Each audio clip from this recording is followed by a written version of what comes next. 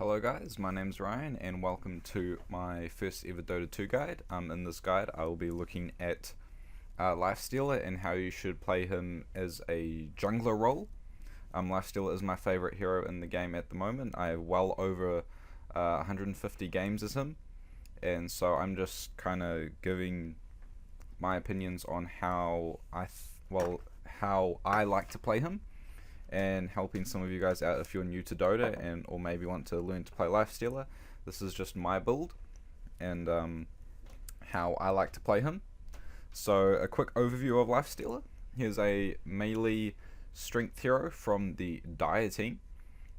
His first skill is Rage, his second skill is Feast, his third skill is Open Wounds, and his ultimate is Infest. We will be looking at these skills in detail a bit later on into the guide, and in what order you should level them up when you jungle as Lifestealer.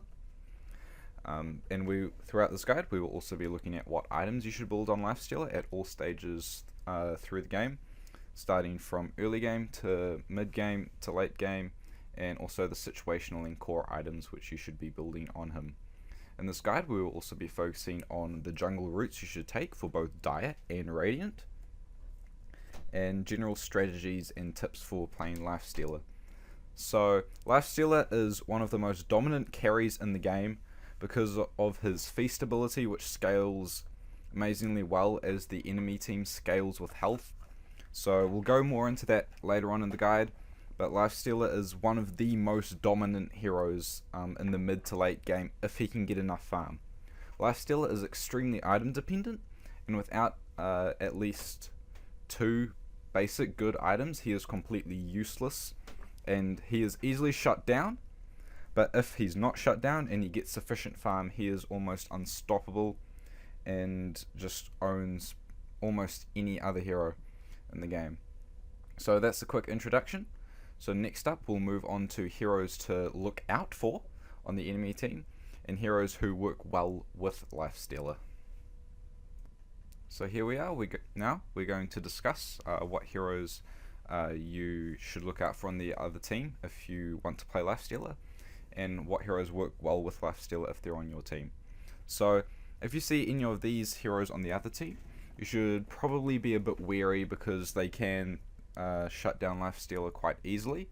One of these heroes is Beastmaster, because his ultimate, even if Lifestealer is in the middle of his rage, Beastmaster's ultimate will still stop Lifestealer in place, which means rage will run out while you're standing still, like stunned, which means their team can focus you down really easily as well, which can be quite annoying, and it really hurts when you're getting focused every single team fight. Another hero is Naga Siren, because if you have rage activated when she ults, you don't get frozen, which means while the rest of your team is slept, their whole team can focus you because you're not slept. So it can be alright to play against her, but she also has the ability to make illusions of herself, and illusion based heroes don't work very well with Lifestealer because he is heavily single target, and so if there's more than one target he definitely has some trouble, especially if they're illusions. So and also Naga's Ensnare will hold Lifestealer in place even if he is raged, so that's also something to kind of be wary of. Bane is another great example. His ultimate goes through BKB, so he can hold you in place even if you are raged, which means their team can focus you down, just like Beastmaster's ultimate pretty much. And Enigma's ultimate is pretty much the same. You won't take any damage, just like any of the others, but you are still held inside the black hole, which allows their team to focus you down. So those are some heroes you want to watch out for. Phantom Lancer is also another one, because he heavily relies on illusions, and if he builds a Diffusal Blade, then Lifestealer definitely has some problems, because he already has enough mana problems, and then just add a Diffusal Blade. Yeah, that's not too good. Weaver is also a good counter to Lifestealer, because Lifestealer has naturally low base armor, and then Weaver can also remove your armor further, and Weaver is a heavy physical damage dealer. And his ability to escape from you quickly and kind of just poke you at ranged as well is a big pain, and he will own Lifestealer in lane and pretty much throughout the game if Lifestealer has a bad start. But you should be jungling if you follow this build, so Weaver shouldn't be too much of a problem in the early game, but mid to late game he can definitely become a major problem unless you adjust your build accordingly. Some heroes that work really well with Lifestealer is people that he can pretty much initiators. So Lifestealer can use his ultimate Infest, and he can infest the initiator of your team. Then as they go and initiate into the fight, then you just jump out and own everyone. Some of these heroes include Storm Spirit with his ultimate. He can you can find solo kills with Lifestealer around the map. It's really a really potent combination. Pretty much an insta death if you see anyone by themselves. If you're a Lifestealer and you have a Storm Spirit. Another great person to be on a team with is Puck, because if Puck buys a Blink Dagger at a decent time, and also when Puck blinks in and initiates, you can also initiate with her, and then pop out and do some extra AoE damage combined with hers. Other heroes which are good, heroes which are really good at ganking, such as Pudge. If you infest a Pudge, he hooks someone in, you jump out, kill the person. Invisible heroes also really well, such as Bounty Hunter, Clinks, Ricky. You infest them, you walk, you just kind of hide in them while they walk around invisible, and that way when you see someone you just jump out and they're pretty much insta dead. So those are some heroes to look out for, to be if you're against them or if you're with them. So next up we'll look at just some general play styles and strategies for when you're playing Lifestealer throughout the game. Now that you know who to look out for, we can start discussing the general strategy for the game and what you should be doing at all stages throughout the game. So early game, about between the first 10 to 15 minutes, you want to be just jungling. Up to the first 10 to 15 minutes, sorry. You want to be jungling, just farming, getting up at least 2 or 3 core items. You want to get at least your phase boots and armlet before you do like any killing, pretty much, because Lifestealer is that weak in the early game. So up to 15 minutes, just farm, get your armlet and whatnot. After that, just kind of go around with some of your teammates. Say if you have a Storm Spirit on your team, roll around with him, look for some solo kills. Just find some pickoffs. Just carry on farming. Participate in some team fights. Just stick around with your team a bit more towards the mid game, and then towards the late game you want to stay with your team always. Be pushing with them. Be at team fights with them. Because you're going to be probably your team's hard carry, and they're going to be relying on you to not die during the fights. So, play smart, don't do anything stupid. You want to try and aim for their carry in fights. It may be tempting to go kill the really easy to kill supports and whatnot, but you mainly want to focus on their carry, because Lifestealer is amazing against almost any carry if you have the right items built to go against that person. Instead of going for static item build every game, you should adjust your item build depending on what heroes you're up against. Of course, that's completely logical. So don't do anything stupid. Play smart. Be pushing.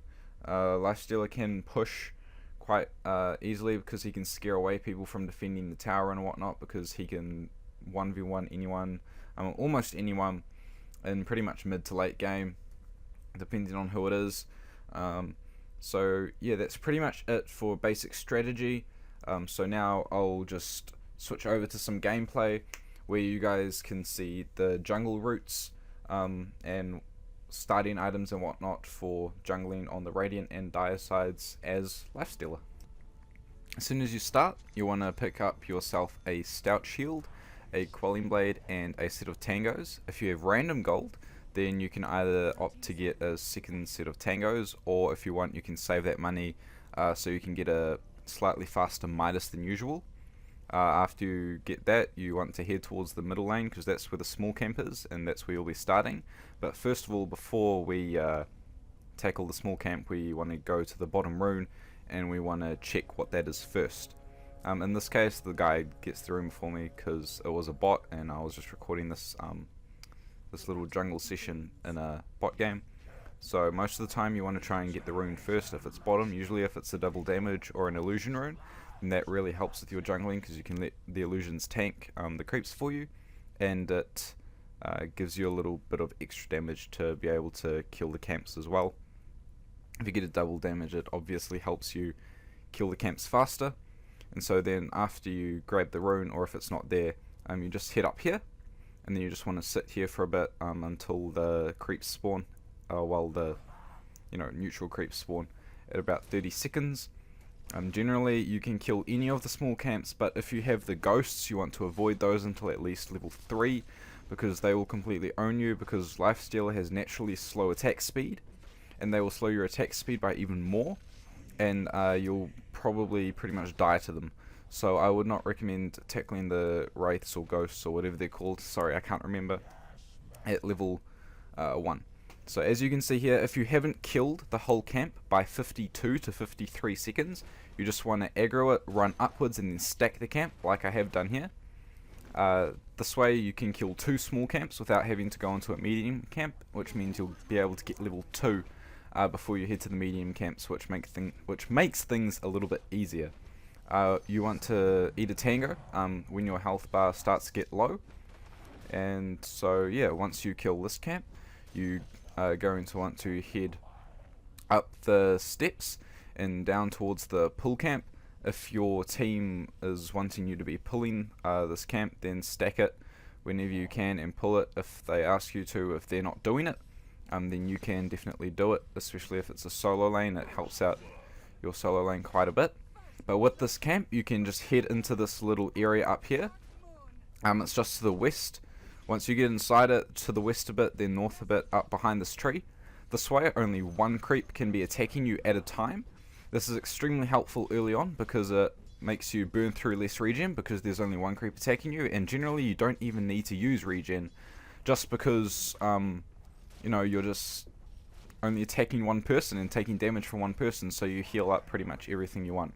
Then you want to chop down this tree just for some better movement towards the other medium camp, which is slightly north of that one. With this camp, you want to cut down the second most northern tree. Then once your Quelling Blade is cooled down, cut down the tree just behind this big one.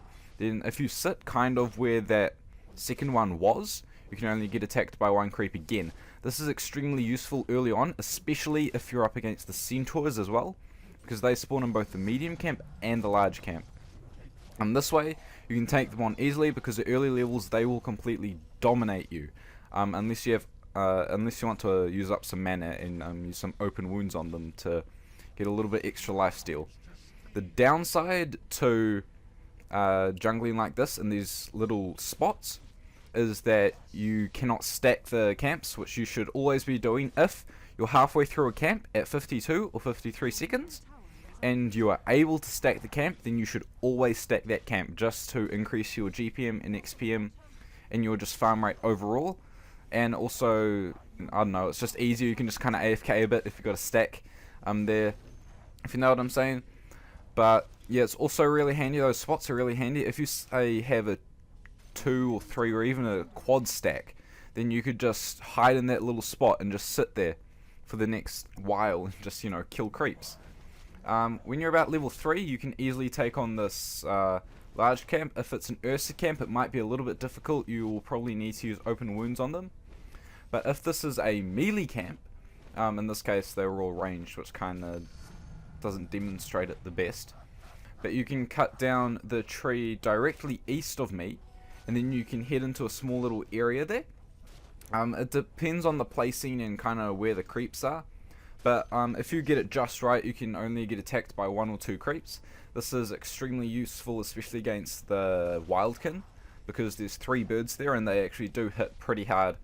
It can be pretty difficult, but as you can see here, I got the centaur camp and I'm only able to take damage from one of them, which helps out a ton. And not having any tangos left, this is absolutely amazing, and this helps out a ton because I don't need to go back to base, or if I need health, for ganking my lane, then I have that health, and I also have that mana because I don't need to use open wounds on the creeps to keep my health up either.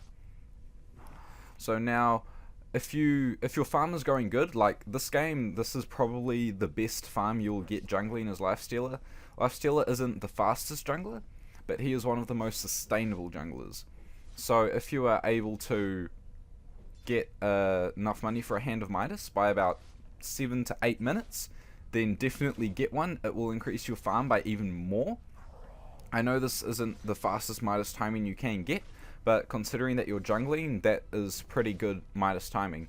If you have enough money for it after that timing though, I would not recommend getting it, especially because you'll be so behind their team that you'll need other items in order to kind of keep up and actually stay in the fight instead of just farming the rest of the game while your team gets owned.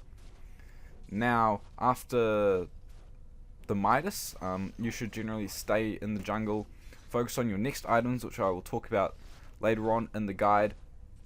But when you're jungling in general, if you're on Dire or Radiant, you generally don't want to be ganking your lane too much because of the low cast range of open wounds early on, because early on you won't have many levels in it, so the cast range will be extremely low, and also you'll be putting most of your skill points in Feast, which we'll also go into later, or I don't know, at the start of this guide. So I think next up we'll just move on to the Dire, and then we'll focus on your route for jungling there and general tips for that. Just like on the Radiant team, you want to start out with a Stout Shield, Quelling Blade instead of Tangos again, and if you have the random gold, save that to get a slightly faster Midas, or you can spend it on another set of Tangos. We're going to go wait for the rune again, just like last time, but this time we're going to sit and wait for the top rune.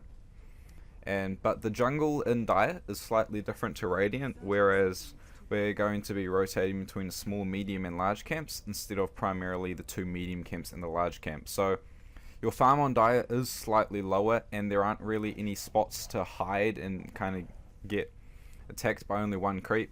So jungling on Dire is definitely more difficult as Lifestealer. So if you can, maybe try and lane Lifestealer if you're on Dire. If you're on Radiant, jungle's all good. But as you can see here, as the rune spawns, I get a haste rune that's pretty much useless for jungling. But you can either get it, stop them from getting it, or if you're, say, mid wants it, or someone who could use it to maybe help get a first blood wants it, then, let them have it rather than you, because it's not going to help you in any way, because you're going to have to wait for the small camp to spawn here anyway. But same rules apply on Dire as for Radiant. You want to start with a small camp. If you're not going to kill it before the new one spawns, then stack the camp. Don't kill the ghosts early on. You want to avoid the large camps until at least level 3, especially the Ursa camps and the Centaurs. After you kill this small camp, you want to head down to the southwest down here, and then head towards the medium camp. Generally you want to try and avoid the alpha wolves early on as well, because their crit damage really hurts, like a ton, and that's not really fun to deal with. If you have open wounds, you can generally take them on quite easy, because you can open wounds the large one, kill that one first, get rid of that bonus damage that it gives, and then kill off the little ones afterwards. I wouldn't recommend stacking this camp early on as well, because you don't have that choke point area where only one can attack you, so you'll have all 5+ of them attacking you, which really hurts. And because you can pretty much only rotate between these two camps early on, your farm is a lot slower and you get a lot less XP, so you're not going to be tackling the large camp too particularly early on, which is just to the east of here. So generally when you're jungling here, you're nowhere near lane, so it's not really worth kind of sitting there waiting to try and gank, because your range on open wounds is almost nothing. It's just kind of sit and farm. The way I like to play Lifestealer, you just kind of farm the jungle for the first maybe 15 minutes or so, or about 10 to 15 minutes, because Lifestealer is extremely item dependent. Early game, he is absolutely horrendous, and anyone will pretty much own him. So you're going to need your armlet at least. You're going to need boots and armlet before you want to really do anything major. So you just kind of want to farm the jungle, maybe help out the lane a bit if you want to. If you know like you're guaranteed a kill, then definitely go for that. Same rules apply for the Hand of Midas.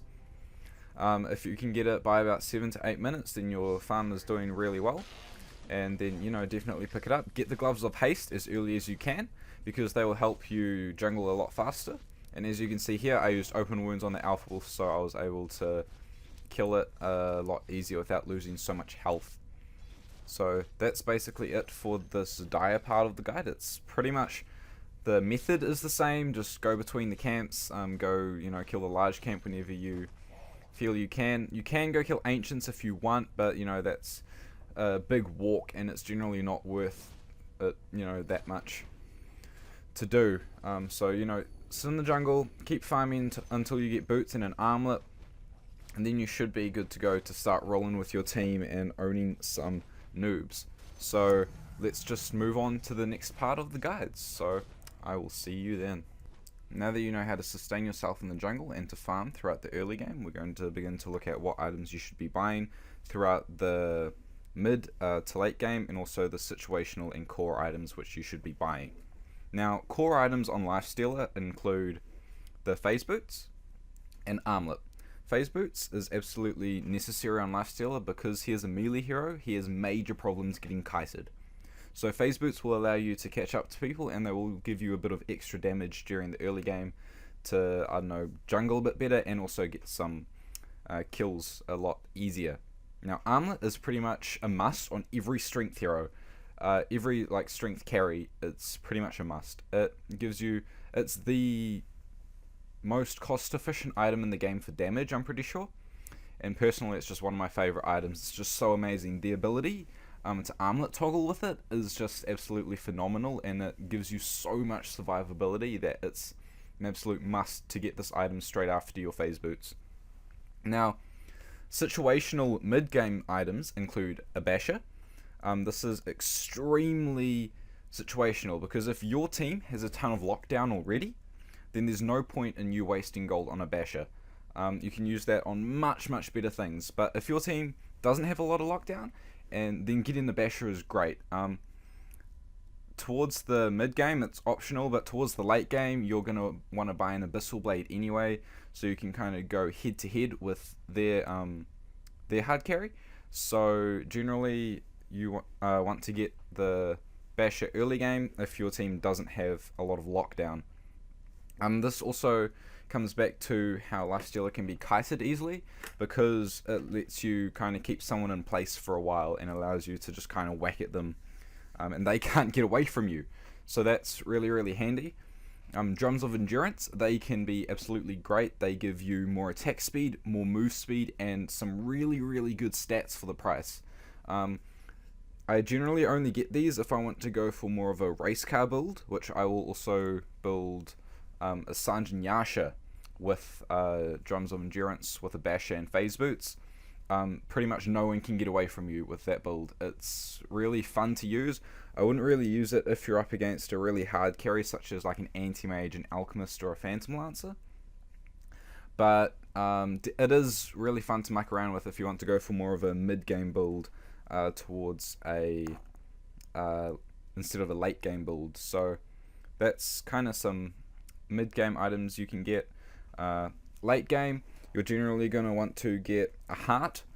This allows you to keep your armlet on permanently, and it gives you a ton of HP regen, and you also get 25 bonus strength, so that's 25 bonus damage. It's not a big deal, but it is a nice little extra added bonus to getting a heart. And Assault Cuirass is really, really good to get kind of early on-ish. After you kind of build phase, armlet, maybe one other item, then maybe start building an Assault Cuirass or a heart. Because Lifestealer is a strength hero, he doesn't have much base armor, so an Assault Cuirass will help boost his armor quite a bit. It'll help boost the armor of his allies quite a bit, and it will boost his attack speed by a lot. And Lifestealer is pretty much built around attack speed, not damage. So Assault Cuirass is great. It also lowers your opponent's armor, which helps you kill them a lot faster because you are a physical damage dealer. Now another pretty much necessity late game is an Abyssal Blade. This will allow you to stun people through BKB, which is absolutely amazingly helpful for going against their carry, who would have bought a BKB if they know what they're doing. So that's really good to help keep them locked down for a good amount of time, which will allow you to kill them a lot safer without you taking as much damage from them. It's also really good against those sorts of heroes who have channeled ultimates, such as Enigma, so you can cancel, say, his black hole while he's halfway through channeling it and your team's going to die because of it. You can just stun him and kind of save your whole team, because even if he has BKB, you can still stun him through that. Now, another great late game item, which is pretty much a must, is Boots of Travel. You will need these. These are so helpful. Say you die and then you buy back and you're at their base and you're pushing their base and your team kind of needs you to kind of be there, then you can just teleport to a creep. Whereas if you just kind of had TP scrolls, you couldn't really teleport. You teleport to like a tier 1 or a tier 2 building if you still have one of those up. And you'll have to run all the way to their base. It's also good for split pushing, or if you're pushing and need to get back to base, then it's pretty much free TPs, and it gives you a lot of good move speed as well. So that's pretty much what you want to be looking at for late game. Some other things that can be helpful is an MKB if you're against heroes such as Phantom Assassin with Natural Evasion or Faceless Void. That's really handy. Mjolnir can also be good if your farm is amazing and you can just kill people like really fast, or if you want to kill people a lot faster, then that is definitely a great option. Now we can move into more situational items. Now some people, I've never seen anyone else buy this. Some people will probably disagree with me, but I love Orchid on Lifestealer. Getting an Orchid early on, probably after maybe Armlet or after a Basher, is absolutely great, because if you're against a hero like a Weaver who counters Lifestealer pretty hard, if you're able to silence him, you can kill him so easily. And Lifestealer has massive mana problems pretty much all throughout the game. And with the plus 25 intelligence from Orchid and the 150% mana regen, you shouldn't really have any mana problems for the rest of the game. So it's more of a, more of a gimmicky item, but it works really well, and people never expect it. And I don't think I've ever lost a game where I've built Orchid on Lifestealer, and I build Orchid almost every game on him now. It's just one of my favorite items. Another really situational item can be a Heaven's Halberd. If you have someone on their team, say Lone Druid, and you can kind of, disarm the bear, or they have, like an alchemist or something, you can disarm him. Halberd is great. It pretty much makes them useless, and it gives you evasion, which, if you're against a hero who, if you're against someone who's kind of 6-slotted, doesn't have an MKB, their carry, then Halberd is great, because they will miss a ton of their attacks on you, and it makes you so much more survivable. And it also gives you some great strength, which is also really handy because, Lifestealer is a strength hero. So it makes you tankier, gives you evasion, and it allows you to shut down their carry, which is absolutely amazing. Now, probably one of the most situational items ever for Lifestealer is a Hand of Midas. If you're jungling with Lifestealer, as I talked about before, and you can get this before the 7 or 8 minute mark, then you're doing really well, and I would definitely recommend picking one of these up. It will accelerate your farm a ton, and you should be able to get Midas, Phase, and Armlet by about 12 to 15 minutes, which is really good, and which means you can start being really aggressive and kind of roaming around, finding lots of kills, and then later upgrading into, say, a Basher, and then, say, Orchid, and then Heart, and the AC, It's a really good snowball item.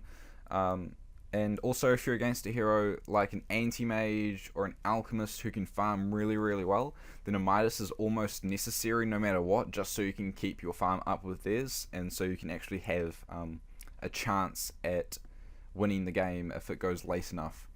So that's pretty much it for what items to get. And next up we can move on to the skill build.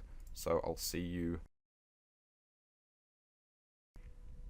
As you can see on screen now, this is the order that you should level up your skills. You want to start out with Feast at level 1. Now Feast is Lifestealer's passive. It gives him lifesteal based upon the current HP of the unit you're attacking. So this is why we want to mainly focus on building lifesteal. Attack speed on Lifestealer rather than damage, because it's not a percentage of the damage you do, but a percentage of their current HP. So if you attack them more often, you steal more HP. It works as simple as that. But we're only going to be spending 3 skill points on this early on, before maxing out our other 2 abilities after that. So at level 2, you want to get a skill in Open Wounds.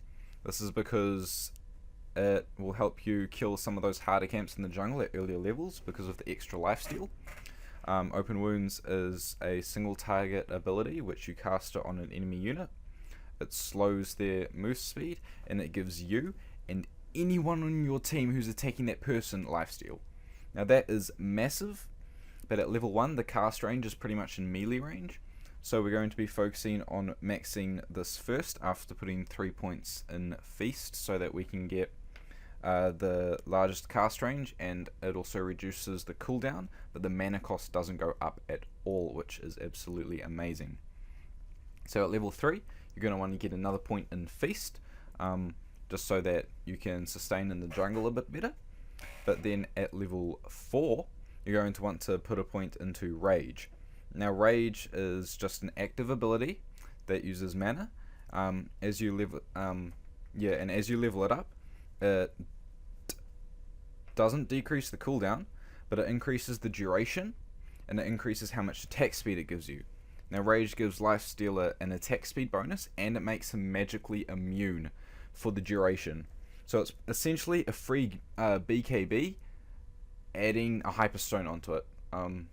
That's essentially what it does. We will be maxing this second. 1 point in this early on is all you need in case people come into your jungle and try and kill you. Then you can just rage and then run away, and then they shouldn't be able to kill you if your health isn't too low. Now at level 5 you're going to want to put your last point in Feast for a long time, because we won't need that until later on. So now at level 6 you're going to want to get your ultimate. Now Lifestealer's ultimate lets him hide inside a target unit. So this can be a friendly champion, a friendly creep, an enemy creep, or a neutral creep. If you jump out of an enemy, friendly or neutral creep, you will gain health when you jump out of them, but not if you jump out of a friendly hero. When you jump out, you do damage in an AoE around you, which makes it great for team fights, or if you have someone like a Templar assassin who's sitting invisible somewhere, you just infest one of your teammates near them, jump out, and you might be able to get a kill. So you get that at level 6. Then at level 7 you're going to want to put another point in Open Wounds, and then the same thing at level 8, and then 9, and then level 10, 11, 12, and 13. I can't quite remember how many I've done, I'm really sorry, but then you want to max Rage second. Then at level 15 put a point into Stats, as you as you have to, because you have nothing else to spend your skill points on.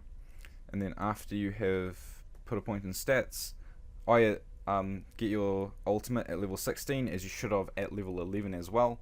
And then level 17 to 25, just put the rest of your points into Stats. And so this has pretty much been my in-depth guide to Jungle Lifestealer. I hope you guys enjoyed my guide. Please give me some feedback on how I can improve for the future. This was my first guide. I put a lot of effort into it. I hope you can tell.